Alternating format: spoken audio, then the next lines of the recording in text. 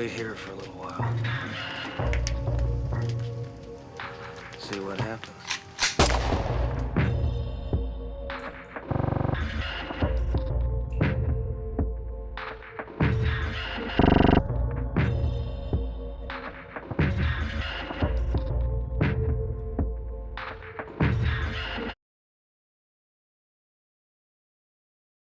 So picture this, it's 1982. It's not your imagination, it is the worst cold wave of the century. We'll be switching live tonight to several of the nation's trouble spots. Florida, where the citrus crop is in danger of freezing. A brutal snap of cold brings record-breaking low temperatures across the United States in an event known as Cold Sunday. The Commodore 64 launched, dominating the low-end computer market at the time. Michael Jackson released the best-selling album of all time, Thriller, and the YouTuber Keemstar was born, but nobody really cared because he was just a baby. But most important to this video is that John Carpenter released his magnum opus, The Thing, a sci-fi horror film about a research team in Antarctica being hunted by a shape-shifting alien that assumes the appearance of its victims. It's based on the 1938 novella Who Goes There, written by John W. Campbell Jr. It began production in the mid-70s, planned to be a more faithful adaptation of the book, following the 1951 film The Thing from Another World. And after being bounced between many different directors and writers, it was given to Carpenter and screenwriter Bill Lancaster. Filming began in August of '81, and the film was released on June 25th of '82. Reviews started rolling in, and to the surprise and disappointment of John Carpenter, it was all negative. Critics described it as instant junk, and praised the special effects for being completely and utterly repulsive, saying, "It's a gross-out movie in which teenagers can dare one another to watch the screen." The film was classified as a commercial failure at the time, and the terrible reception of the film even got John Carpenter fired from his next film he was going to do with Universal Pictures, which left a stain on his career that he has never fully recovered from. Is there anything you want to say to those critics? The critics well, yes, I do. I just want to spend 5 minutes with each one in a room, a locked room, just the two of us. 5 minutes is all I ask, and then I'll be happy. Out. A soundproof door? But luckily enough, throughout the subsequent years, the film has gained a cult following, finally being realized for the masterpiece in science fiction and horror that it is. It's been referred to as the influence behind many other pieces of media, including television, other films, video games, and much, much more. Because of this, The Thing has spawned many different pieces of merchandise like board games, comic books, a video game, and namely a 2011 prequel film. Film producers Mark Abraham and Eric Newman were fresh off of the success of the 2004 remake of Dawn of the Dead, and they began to look through the Universal Studios library to find more inspiration and source material. This is where they found The Thing. They convinced Universal to create a prequel instead of a remake because they felt that remaking it would be like painting a mustache on the Mona Lisa, suggesting that the original film is already perfect. They chose to look at it like a challenge, making a new story with the events leading to the original film, with the suggested characters seen at the remains of the Norwegian base. Everything building up to the production of the film seemed quite promising. The whole team was comprised of people that weren't in it just for the paycheck, they were in it because they loved the original film. The director and the writer of the film were clearly very passionate and didn't want to do anything to harm the original film's legacy. The original writer, Ronald D. Moore, said himself that his script was a companion piece and not a remake. Amalgamated Dynamics was brought on board to do the practical effects. They're the VFX company behind a bunch of films you'd recognize, including the Sam Raimi Spider-Man trilogy, a bunch of movies in the Alien and Predator franchise, the original Jumanji, and many, many more. I think that everyone involved in this is trying to make something great. And I truly believe that making something great was the original plan. The team seemed incredibly passionate and excited about their work, and it seemed like we were going to get a prequel made with love to Carpenter's classic. But when it came time for the film to release, we got something a little bit different. By the end of the opening weekend, the film grossed $8,493,665. This put it off to a pretty slow start, and as the weeks progressed, it fell further and further behind, slowing down until it inevitably came to a complete stop. By the end of its theatrical run, it grossed about $31.5 million, $6.5 million short of its budget, which means that it failed even harder than the original did. And unlike the original, I don't think there will be a comeback story for this one. So what exactly happened? Everything seemed so great about the production. People were excited, the whole team seemed so dedicated to making sure it was a worthy piece to stand with the original. They had a stellar team handling the effects. How in the world could it flop? And what exactly makes the 2011 release of the thing so much worse than the original? Well, it depends on who you ask. Box Office Mojo was quoted as saying it was an outright disappointment. The film was naturally at a disadvantage. A vague thing doesn't give prospective audiences much to latch onto. It was therefore left up to fans of the original, who are already familiar with the concept, to turn out in strong numbers. Or maybe it's because the studio delayed its release to fire Moore and hire Eric Heiser to rewrite the entire script, giving it an entirely new ending in an effort to add to the paranoia. Maybe it's because the studio delayed the film a second time to reshoot the whole thing, shortening or even completely cutting entire scenes of character development, so that the pacing wouldn't feel like such a slow boil. Maybe it's because the studio decided to reshoot the entire film again and replace nearly all the practical effects with very rushed CGI, because the higher-ups thought that the practical effects looked too much like an 80s movie. And as far as I can tell, they didn't delay it this time, but don't quote me on that. When reading about the production and all these last-minute changes, something that you'll see pop up pretty often is that these changes were added to help contribute to the feeling of dread or paranoia. To me, this reads as them just starting with the intention of doing something different and then slowly shifting closer and closer to what we got, which I think is just a bad remake that's poorly disguised as a prequel. I mean, they didn't even bother to change the title. They could have at least just given it a subtitle or something. And a remake doesn't necessarily have to be a bad thing. It would be very difficult, but a good remake isn't impossible. It's been done before for many other things, but unfortunately, a good remake isn't what we got. I think what we got was just a bad prequel, an even worse remake, and a completely blatant misunderstanding of what made the original film so great. To understand that, we first have to talk about what makes the original film so good. And I could talk about how much I love this movie all day, but I'm, for now, just going to split it into the three main things that I think make it stand out so much in my eyes. In John Carpenter's The Thing, there's a dense atmosphere where the isolation is tangible and the paranoia is as aggressive and pervasive as the cold of the Antarctic. The remote setting acts as far more than just a backdrop. It's also a catalyst to intensifying the atmosphere. The isolation that comes with being in such a place turns every moment of suspicion, distrust, and paranoia within the crew up to an 11. But these things start quite indirectly. A dog that behaves in unnatural ways, a foreign man frantically shouting in a language that the crew can't understand, and an abandoned Norwegian camp that's been left completely destroyed, with strange and unexplainable signs of violence.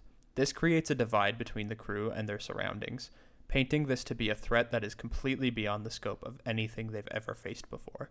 Each and every detail nudges the audience and the crew's suspicions and unease more and more, creating an atmosphere that's heavy with dread and paranoia.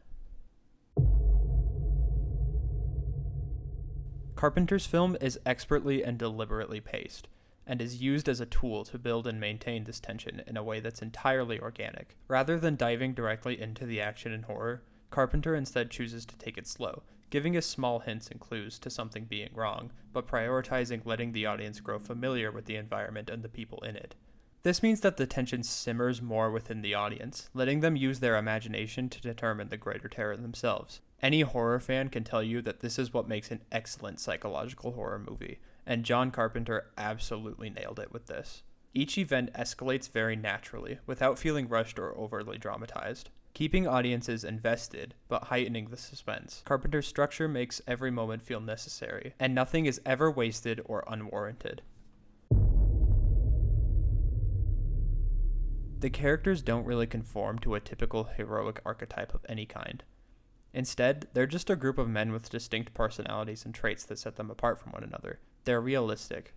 They don't really have any kind of character arc or a hero's journey or anything. They weren't sent to deal with an alien life form and save the world. They were just sent here to do a job. And because of the slow pacing at the start I mentioned earlier, we spend time getting to know them, and we see their personalities shine through in a way that feels very natural. For example, Clark is the dog handler. He's a bit quiet and introverted, and he cares very deeply for his dogs. He might even feel more comfortable around them than the actual people he lives with. Windows is the radio operator. He's a bit of a slacker and is hot-headed and tends to panic. Every character is like this. They might not be the most thoroughly written, but they're given just enough for them to be memorable and realistically flawed. They have a group dynamic we see in the beginning, and as the story progresses, we see that dynamic fall apart as feelings of distrust and isolation drive a wedge between them. This approach to characterization enhances the horror because the characters feel like real people reacting in real ways, making the fear and paranoia feel genuine and unsettling. Those are the three things that I believed come together to make the movie the masterpiece that it is. It's ultimately a film about paranoia, and it's done so well that it kind of gives the reins to the audience to decide how to interpret it. At the time of the film's release, there were two very relevant things that people believe the film could have been about. During the 70s and 80s, we were still in the Cold War, and 1982 was also a period right in the middle of the HIV and AIDS epidemic. Many people believe that either one of these things, or maybe even both of them, are the true meaning behind Carpenter's film. They might be right, or they might not be, because at the end of the day, what was given to us is just a sci-fi horror movie about an alien, and it's up to the individual viewer to interpret it however they want. But those three things, the atmosphere, the pacing, and the characters, are the tools that deliver this film and its story to the viewer, and I believe that these are also the three things that caused the 2011 film to stumble and fall into its mediocre grave. When it comes to pacing, there is a stark contrast between these two films. The 2011 film opens with a team following a magnetic signal that leads them to a buried spacecraft, which is quickly uncovered as they accidentally crash through the ice above it. In the very next scene, we're introduced to Kate, our main character, a paleontologist who is recruited for the Antarctic mission by her colleague. He's an assistant to a prominent scientist. So then, they go to Antarctica, they excavate the alien specimen from the ice, bring it back to their base, and begin celebrating their discovery. Everything to this point takes roughly 20 minutes. The film is paced so rapidly that it can feel jarring. It minimizes opportunities to explore any of the characters or any of the themes that they're trying to establish. Next is the atmosphere. What I love about this in the original film is how it's a constant build of tension that doesn't let you take a breath, even when the movie ends. You're constantly gaining this feeling of tension and paranoia without ever really letting go of it, and it leaves you on the edge of your seat. The 2011 film, on the other hand, kinda just toys with you, like in this scene.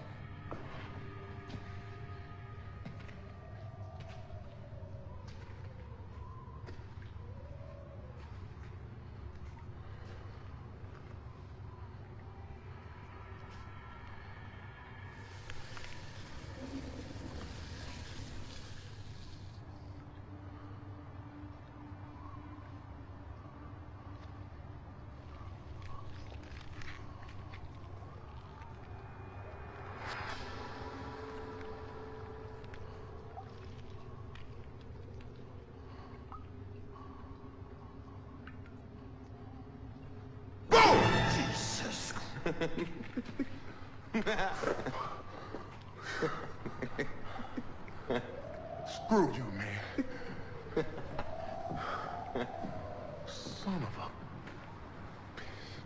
What bothers me about this is that they don't have any trouble at all building tension. They just don't respect it.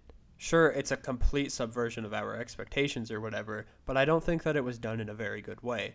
While the original was a great psychological horror film that put a lot of the fear directly into your mind and your control, the 2011 film kind of just feels like it doesn't really care about that. They just want to surprise or scare you in any way possible, which mostly just means cheap jump scares. And that's not to say that the 1982 movie doesn't have any jump scares whatsoever, because it does, but the difference is that John Carpenter earned them. And heck, by the time you get closer to the end, it's almost just a straight up action movie with big explosions and slow motion and whatnot. The worst part is that I can't even tell you the names of the two characters in that scene, because the final nail in the coffin is that the characters in this film suck.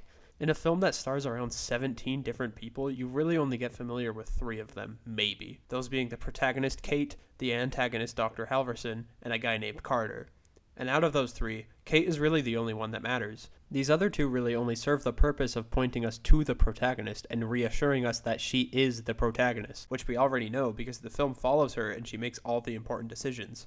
Dr. Halverson's entire character is just being mean and caring about his incredible scientific discovery more than anything else. The only real purpose that he serves is to make us root for Kate and to be someone that the audience wants to see die. Kate, just a second. In the future, don't contradict me in front of those people again. I just thought it. You're not here to think.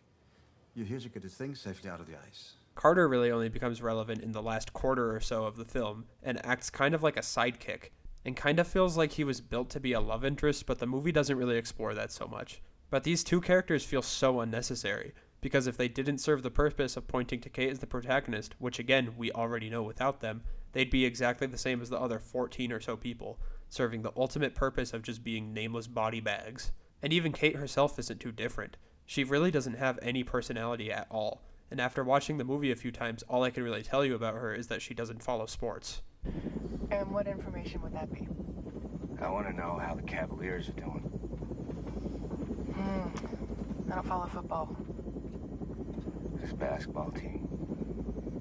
They play basketball. Barely. That's what I think the main problem that this movie has is.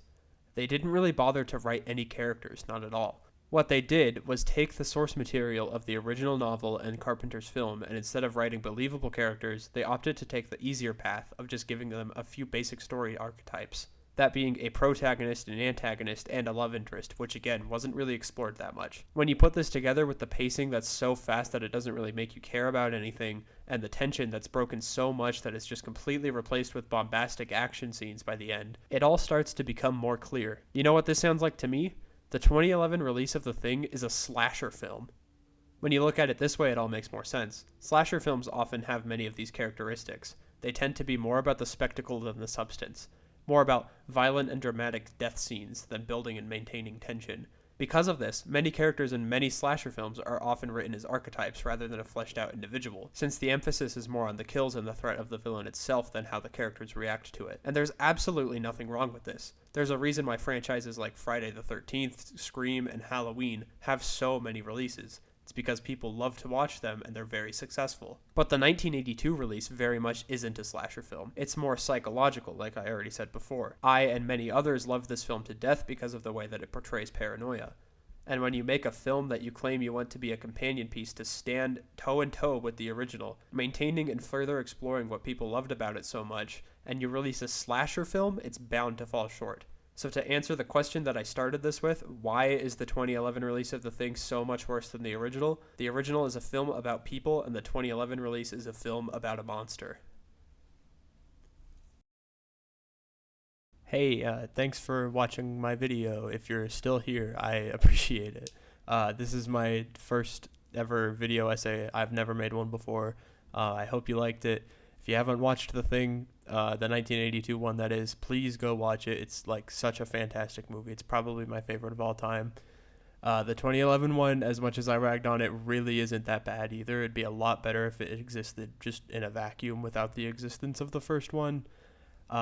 So if you like the first one, give that one a watch too. It's pretty cool. The way that it transitions into the original one at the ending is pretty cool, so that's neat. Thanks for watching. I'm planning on making some more videos in the future, hopefully, so stick around for that if you want to. And thanks. Bye.